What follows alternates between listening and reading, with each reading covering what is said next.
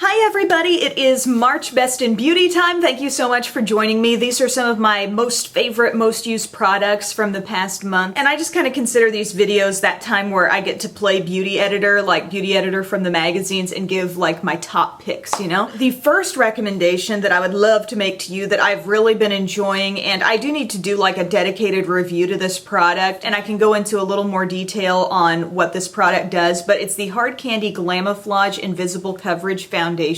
I love coverage in a foundation. You guys know this. I feel like this gives such a flawless look, but with so little product that you actually need to use because it just has the most wonderful spread across the skin. I feel like this is kind of walking the line between a medium and full coverage foundation. The more I use it, the more I enjoy it. I just think it has a beautiful velvety finish, a great texture. One thing that I need to look into a little bit further is the shade range though, because I am fair in this foundation. I'm not fair in like anything else that I have. It has a pump, which I love. You know, it helps to dispense just a consistent amount of product each time. You know how much you're using, you know how much it takes to get all over your face. And while I do think it mattifies the skin, it does so in the most natural way possible. It's just a really great product. Another thing I'm loving that I did a full review and tutorial with is my NYX Highlight and Contour Pro palette.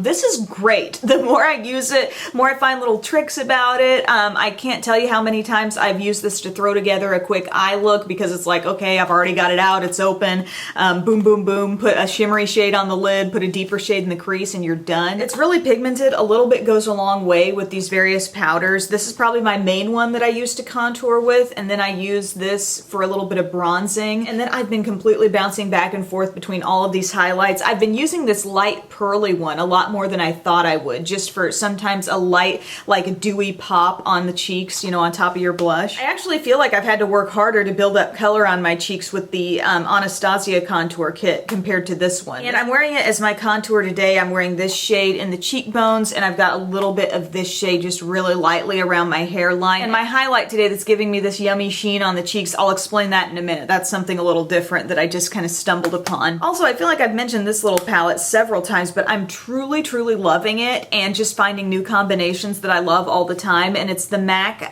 Trend Forecast Spring 2015 Lip and Cheek palette. And I just love how every part of this palette is working for me. This is actually my blush today, and this can be intense, you know, it can be an intense berry type lip color, but sheared out with the e.l.f. small stipple brush right here on the cheeks, just a soft berry glow. I love it. Prior to discovering how much I like that as a blush, I love these two as blushes. These are the most probably predictable, but when you wear either of these two brighter ones sheared out on the cheeks, they look awesome. They're great on the lips too. I mean, you just dab them right on, or you could use a lip brush. There's no shimmer or frost in any of these, and they're just very easy to work with. Now, an eye palette that I've been loving, and kind of surprisingly, I mean, I know I gave this kind of a good review in my palette originals versus sequels video, where in a lot of cases I feel like I like the originals best, but this is a sequel that I really have been taking to quite a bit lately. It's the Semi-Sweet Chocolate Bar palette from Too Faced. My standout shades in here would be Rum Raisin. This taupe is great for like a one shadow look. I think it's gorgeous. I love Peanut Butter to take any look and give it a really warm twist, kind of up above,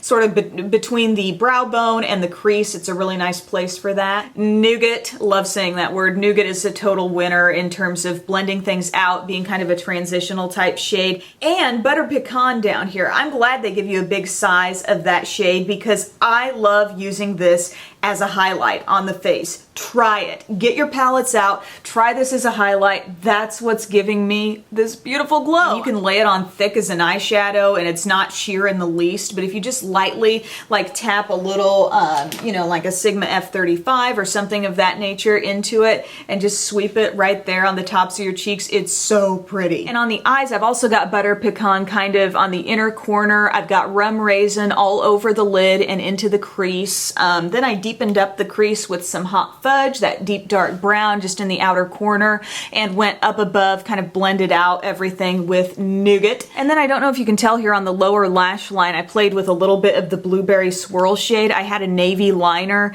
on there, so I kind of smudged that out and went over it with the blueberry just on the outer part, and I think it gives kind of a cool look. For lips, a product I've been super impressed with, and I'm so glad it's a drugstore thing, it's the NYX High Voltage lipsticks. I mean, come on, who has tried tried these. Who else loves these? They are such a great texture. I mean, if the best way I could describe it is if I were blindfolded and somebody was applying one of these to my lips, I would think they were putting a lip balm on. But then you look at it and it's like the color payoff is extreme. The staying power is really impressive. And I think that's a result of them being so colorful. It just really, I don't know, penetrates the lips and lasts so long. The really vivid ones do. And if you watched my vibrant crazy lip color try on video, there were a few of these in there that I used, and it was a couple of the purples and the one called Dahlia, that's like a near blackberry type shade. Blackberry. But it's so beautiful. And then they've got some more, I don't really want to say normal because who am I to say what's normal, but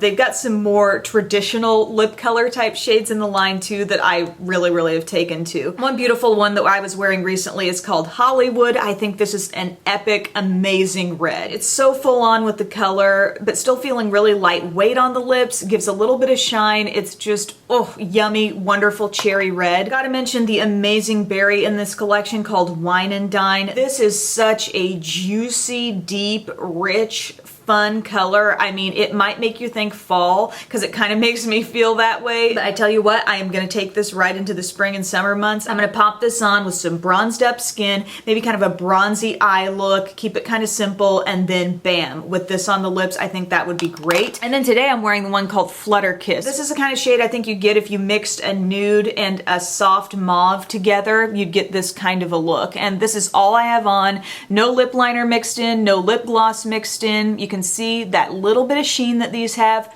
Again, very lightweight feel. I just love them. Great job, NYX. Love those. One other thing, this is something I posted on Instagram and I'm loving it so far. It's the Naked Love body wash from Marc.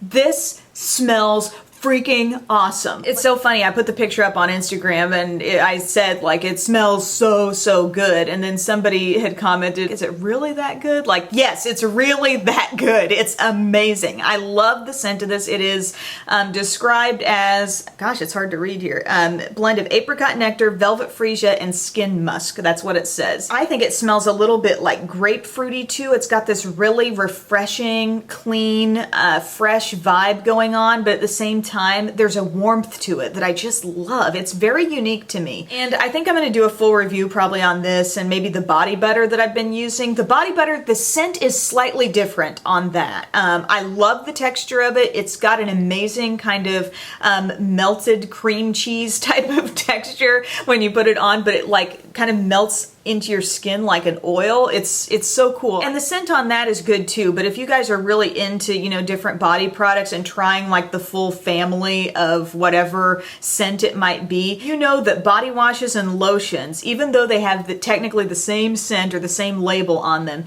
they still can be a little bit different. And I think this is the absolute best scent. I love it. Thank you. So that's it, everyone, for the roundup of the March favorites. I hope you enjoyed this video. Thank you so much for taking time out of your days to watch my videos. I really appreciate it. It really warms my heart, makes me feel so inspired when I see your kindness in the comments section to me, to one another. Thank you for that. You're the best viewers in the world. So thank you so much, and I'll see you later. Bye.